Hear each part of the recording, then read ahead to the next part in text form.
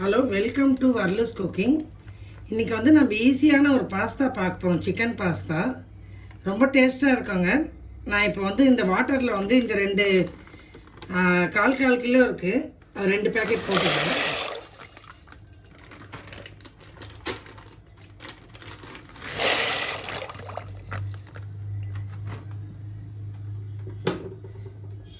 இதில் கொஞ்சம் ஆயில் போட்டுக்கலாம். ஏன்னா ஆயில் போட்டால் தாங்க ஒட்டாத வரும் பாஸ்தா. அதுக்கு ஆயில் கொஞ்சம் அப்ளை பண்ணிக்கலாம், அது மேலே போட்டுக்கலாம்.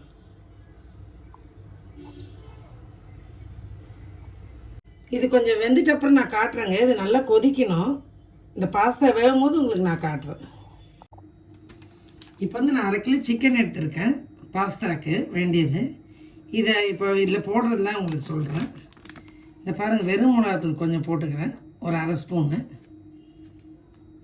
சிக்கன் 65 பவுடர் இந்த பாருங்கள், அது போட்டுக்கிறேன். இது வந்து 1 ஸ்பூன் அளவு போட்டுக்கோங்க.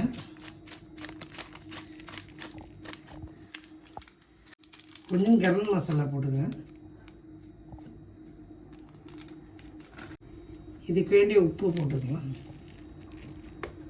இந்த பாஸ்தா இதாக இதுலேயும் கொஞ்சம் உப்பு போடணும், நான் மறந்துட்டேன், இதை போட்டுக்கிறேன். இப்போ வந்து கார்ன்ஃப்ளவர் மாவு போட்டுக்கலாம், ஒரு 2 ஸ்பூன் போட்டுக்கோங்க. இந்த அரிசி மாவு 1 ஸ்பூன் போட்டுக்கிறேன். இஞ்சி பூண்டு பேஸ்ட் 2 ஸ்பூன் போட்டுக்கலாம். இப்போ மொத்தமாக கலக்கிடலாம். இப்போ இதை எண்ணெயில் போட்டு பொரிச்சு எடுத்துக்கலாம். இப்போ பாருங்கள், பாஸ்தா வெந்துடுச்சு நல்லா. இந்த டைமில் வடிகட்டிக்கலாம் நம்ம இதை. நான் இப்போ வந்து சிக்கன் பொரிச்ச எண்ணெயை வச்சுருக்கேன். அதில் வந்து இஞ்சி பூண்டு இது போட்டுக்கலாம், அரிஞ்சிடுறேன். ஒரு 10 பல்லு பூண்டும் ஒரு சின்ன துண்டு இஞ்சும். இப்போ 2 வெங்காயம் அரிஞ்சு வச்சு அதையும் போட்டுக்குவேன்.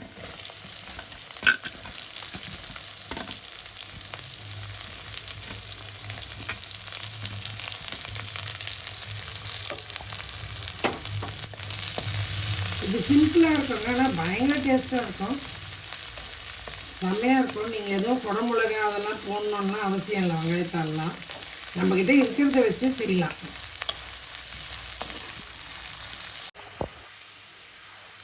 இப்போ வெங்காயம் வதங்கிடுச்சு. இப்போ 4 தக்காளி போட்டு பேஸ்ட் பண்ணி வச்சுருக்கேன். இதை ஊற்றிடுறேன். இப்போ வெறும் மிளகாத்தூள் கொஞ்சம் போட்டுக்கணும். அதில் ஒரு 1/2 ஸ்பூன் போட்டிங்கன்னா போதும், ஏன்னா சிக்கன்லேயும் மிளகாத்தூள் கலந்துருக்கும். இப்போ கொஞ்சம் சோயா சாஸ் ஊற்றிக்கலாம், ரொம்ப ஊற்றாதீங்க, பிளாக் ஆகிடும். இது வந்து க்ரீன் சில்லி சாஸு பாருங்கள், இதை கொஞ்சம் போட்டுக்கிறேன்.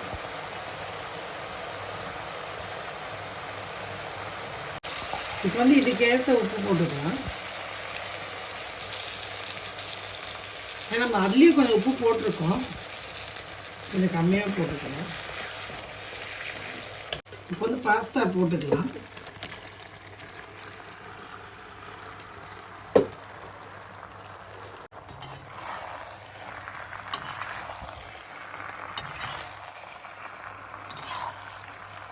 இதில் சிக்கனை கலந்துக்கிறேன்.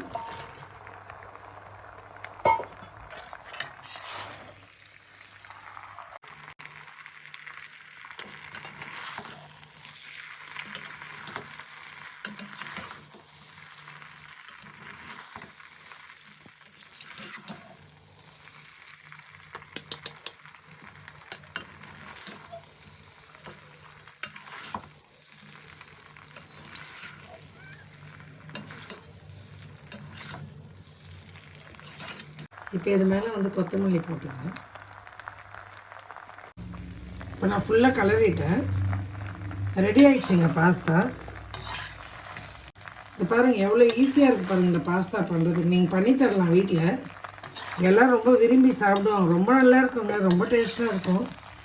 செய்து பார்த்துட்டு என்னை சப்ஸ்கிரைப் பண்ணுங்கள், லைக் பண்ணுங்கள், ஷேர் பண்ணுங்கள், கமெண்ட் பண்ணுங்கள். பாய்.